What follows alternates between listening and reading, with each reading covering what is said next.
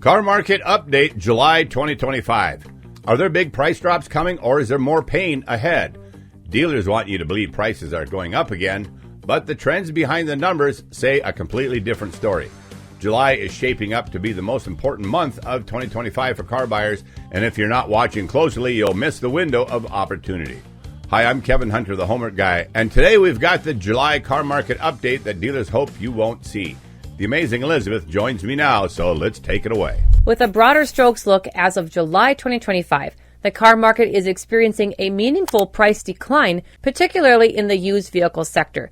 Wholesale prices, tracked by the Manheim Used Vehicle Value Index, have now dipped for 3 consecutive months, signaling a gradual cooling in dealer acquisition costs.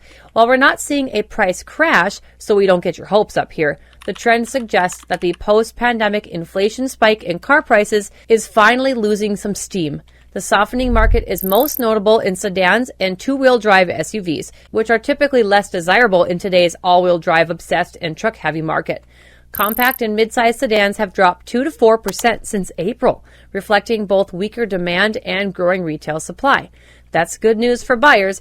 Dealers are more willing to negotiate, especially on units that are aging on their lots or returning from being driven in fleets and lease programs. And that's exactly what we're seeing in our hassle-free car buying service. That's right. Meanwhile, new car prices are seeing pressure from two fronts: rising inventory in domestic brands, especially full-size trucks and EVs, and increased manufacturer incentives, now up over 11% on average compared to early 2025. Brands like Ford, GM, and Stellantis are beginning to lean on bonus cash and financing offers to maintain volume. However, inventory for Toyota, Honda, and Subaru remains tight, so don't expect big markdowns there just yet. While it's not a buyer's market across the board yet, the slow drip in prices is a clear signal. Patience and preparation are paying off. If you're shopping for a car this summer, especially in the used market, the next few months could offer some of the most reasonable deals that we've seen in years, provided that you come ready, you have your homework done, and you don't fall for dealer games. If that kind of focus doesn't seem like something you can do, visit our website at thehomeworkguy.com and read up about our hassle-free car buying service, where we do all the work so you don't have to. First up, used car prices. The Manheim Index shows a slight decline for the third straight month.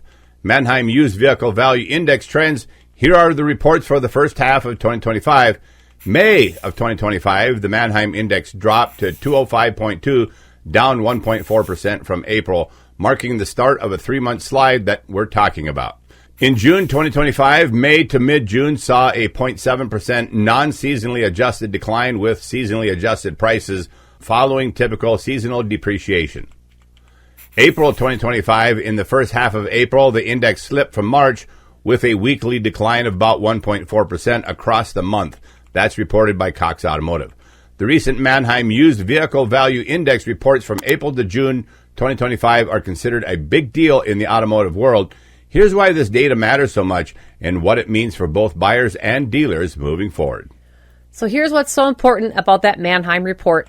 The Manheim Index is not just another market report. It's the most watched barometer of wholesale used vehicle prices in the U.S. economy. When Manheim says values are slipping, it's like the car market's version of the stock market blinking red. And right now, it's blinking steady. To recap, from April to June of this year, the index has shown a clear downward trend. In April, a 1.4% decline kicked off the slide. In May, prices fell another 1.4%, dropping that value to 205.2.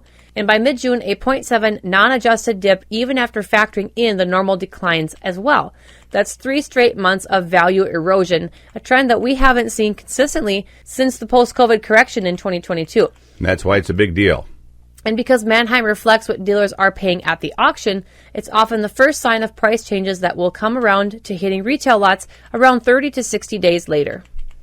So what makes this a turning point? This isn't just about percentages, it's about momentum. For the past few years, prices surged due to supply chain chaos, chip shortages, and overheated demand. But these recent declines suggest something deeper is going on in the car market. Used car demand is stabilizing. Across most brands, retail inventory is no longer dangerously low. Right. Dealers may be overstocked on sedans and two-wheel drive SUVs, so if you're in that market, some great deals waiting out there for you. And these are leading the price slide in those categories. Consumers are more rate sensitive, with some holding off purchases as interest rates still remain high. Even more telling, Cox Automotive reports that fleet returns and lease-end vehicles are back in volume, a really key aspect, adding more downward pressure on resale values. The lack of these vehicles in 2023 and 2024 is what caused the much slower recovery from the high prices, but it's back in play now, and we welcome it. So drilling down into sedans and hatchbacks, they're all down 2 to 4% since April. For mid-size sedans, year over year, the wholesale prices have slipped. Mid-size sedans have declined 1.6% in May versus April, according to Cox Automotive. Earlier in March, Manheim noted mid-size sedans dropped 4.2% year over year, and that's pretty significant. For compact sedans and hatchbacks, compact cars have struggled even more.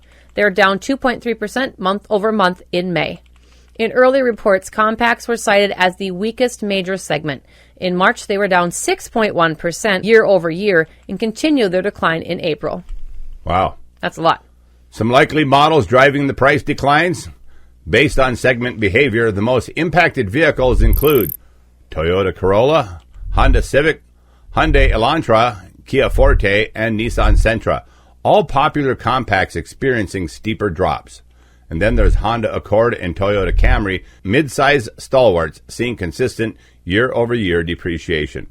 Why these segments? Number one, high volume and oversupply. Dealers have a flood of trade-ins in these categories, leading to stronger wholesale pressure. And number two, demand compared to SUVs and trucks. Buyers are continuing to favor higher SUVs and crossovers, dampening resale prices for sedans and hatchbacks. Here's what that means for you. If you're shopping for a late model sedan or hatchback, dealers may be more reluctant to mark up their pricing. Wholesale weakness gives you leverage. Aim to negotiate below the average market values, especially by referencing the compact's 2.4% slide. Trucks and SUVs are holding, but fleet resale pressure is building up. Some details on new car inventory, Cox Automotive Market Insights and Outlook 2025. The new vehicle inventory levels look very healthy across all brands. Toyota, Honda, Subaru still are a bit on the tight side and they're at the lower end. Then domestic brands, Ford, GM, Stellantis, showing signs of overstock on EVs and large SUVs. Incentives up 11%, like Liz said earlier, compared to January 2025, according to J.D. Power.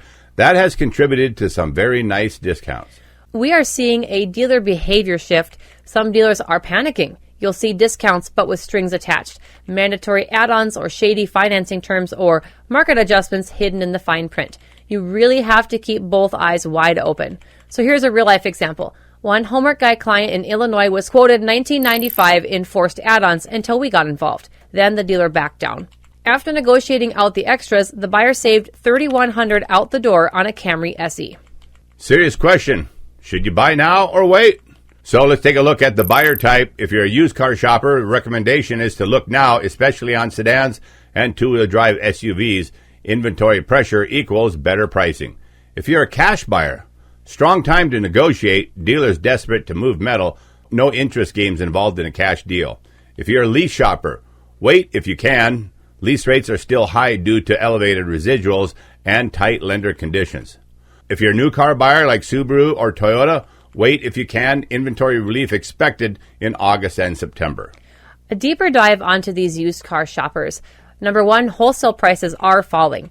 As we said earlier, the Manheim Used Vehicle Value Index has dropped for 3 straight months. Most of that decline is concentrated in sedans and two-wheel drive SUVs. Mid-size sedans are down 1.6% in May and compacts down 2.3% month over month. Number two, the retail supply is backing up. Used inventory is growing slightly faster than demand in several categories. Dealers have too many sedans and two-wheel drive SUVs sitting unsold on their lots. They're less profitable and slower moving than all-wheel drive SUVs and trucks. The result is more aggressive pricing, price drops, and dealer willingness to negotiate. Number three, two-wheel drive SUVs are losing favor to the all-wheel drive models. The buyer preference continues to shift toward all-wheel drive vehicles, especially in the north and western states, for very obvious reasons. The two-wheel drive models are less attractive in many markets. They often sit longer on lots, and that means price reductions to move the inventory. Number four, fleet off-lease vehicles are returning. Hertz, Enterprise, and corporate fleet returns from 2022 to 2023 are now hitting the wholesale market. Many are front-wheel drive sedans or base model crossovers. That's that two-wheel drive. More supply means downward pressure for retail. Here's a Homework Guy insight. If you're a used car shopper, especially cash ready, July 2025 gives you an edge. Dealers are holding inventory they can't move, especially in sedans and two-wheel drive crossovers. That means more room to negotiate, lower out-the-door pricing, greater flexibility on rejecting dealer add-ons. If you're shopping this July, it's all about leverage. Inventory levels, interest rates, and used car price drops give you the upper hand, but only if you know what you're looking for. Watch for forced add-ons. Don't ever skip the pre-purchase inspection. And if you're unsure, our hassle-free car buying service will handle the entire deal for you. You just tell us what vehicle you want. We'll fight off the nonsense. Paying attention to trends in the car market, that's how smart buyers win. Remember, buying a car is one of the biggest financial decisions that you'll make, so don't let anyone push you or rush you. And if you missed it, go back and see our recent show on test drives and how to properly do them. It's a very important first step in your car buying journey. Just don't let the dealer suck you into an immediate price negotiation right there at the dealership. All this and more are discussed in that recent video. If you found this video helpful today, remember to give us that great big thumbs up and share it with your family and friends, and leave a comment down below. I hope you enjoyed this conversation on the car market update here in July. Please let us know about your recent car buying experiences. We love hearing your stories, and great comments always help the Homework Guy community. Also, if you would like help from one of our car buying coaches when buying a car, where we do all the work so you don't have to, visit our website, thehomeworkguy.com, or text me for information at 701-441-3399. To all of you long-term viewers and subscribers out there, you guys rock. God bless you all. I'm Kevin Hunter, the Homework Guy, signing off on behalf of Alex Stevens, our auto expert, the amazing Elizabeth, our master negotiator, and the entire Hassle-Free Homework Guy team. Stay tuned as we scroll through some recent hassle-free car buying reviews. Thank you for watching.